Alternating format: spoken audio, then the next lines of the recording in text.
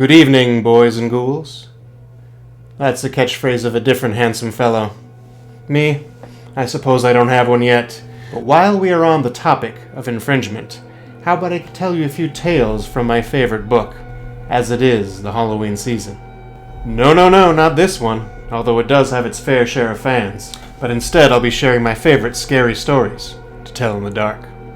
Now let us begin this evening, as most pleasant evenings do, with a tale of lost love, in cold as clay.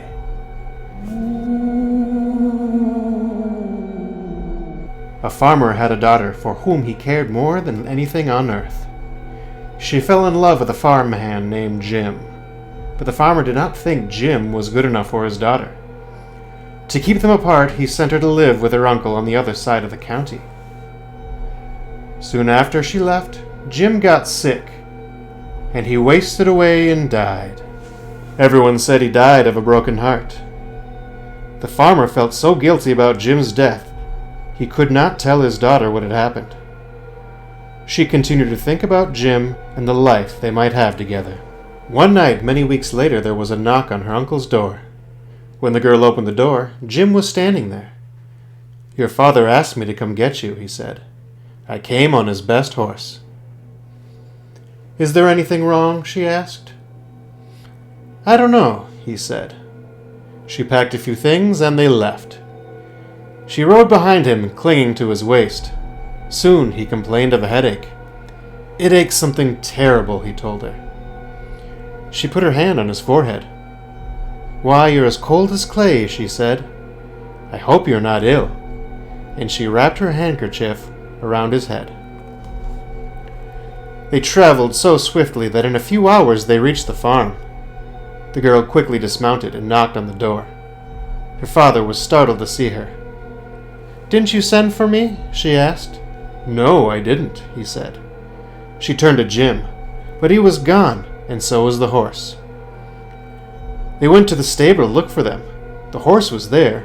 It was covered with sweat and trembling with fear. But there was no sign of Jim. Terrified, her father told her the truth about Jim's death. Then quickly he went to see Jim's parents. They decided to open his grave. The corpse was in its coffin, but around his head they found the girl's handkerchief. A tale all too familiar. One ride with your fiancé, and you're begging to spend the rest of eternity in your casket instead. Go fig. But I say, what is the rush of trying to get married right away? In our next tale, we'll see the horrors of what a first date can bring in The Hook.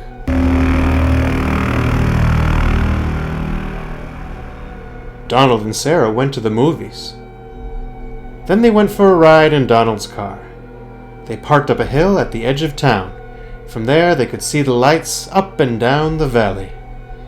Donald turned on the radio and found some music, but an announcer broke in with a news bulletin. A murderer had escaped from the state prison. He was armed with a knife and was headed south on foot. His left hand was missing. In its place, he wore a hook. "Let's roll up the windows and lock the doors," said Sarah. "It's a good idea," said Donald. "That prison isn't too far away," said Sarah. "Maybe we should really go home." "But it's only 10 o'clock, said Donald. "I don't care what time it is," she said. "I want to go home." "Look, Sarah," said Donald, "he's not going to climb all the way up here. Why would he do that? Even if he did, all the doors are locked. How would he get in?" "Donald, he could take that hook and break through a window and open a car door," she said. "I'm scared, and I want to go home." Donald was annoyed. "Girls are always afraid of something," he said. As he started the car, Sarah thought she heard someone, or rather something, scratching at her door. "Did you hear that?" she asked as they roared away. "It sounded like somebody was trying to get in." "Oh, sure," said Donald. Soon they got to her house. "Would you like to come in and have some cocoa?" she asked. "Nah," he said. "I gotta go home." He went around to the other side of the car to let her out. Hanging on the door handle was a hook. Now, I've been on plenty bad first dates, but this one would have me scratching to get away. In fact, sometimes it's simply best to be alone. Being around 1, 2, or 3, or even crowds of people is just hazardous to one's health. As we find out in Room for One More.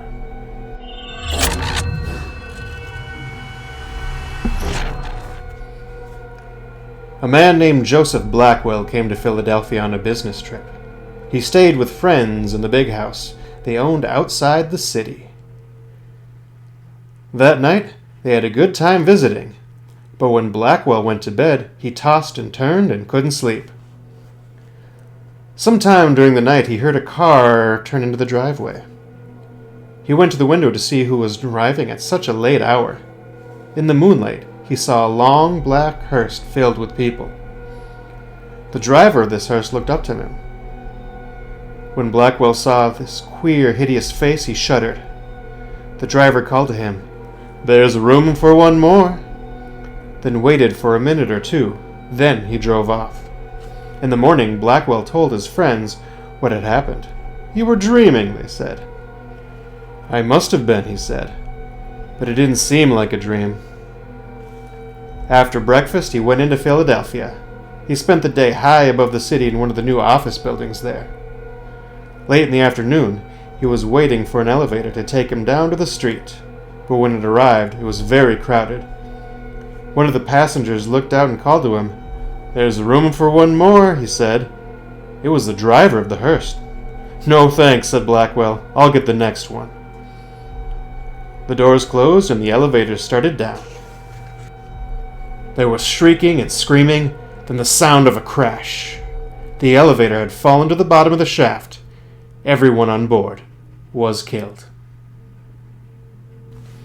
And that, my friends, is why I feel it's best to be alone. And on that note, I bid you adieu and have a very pleasant evening. Until next time.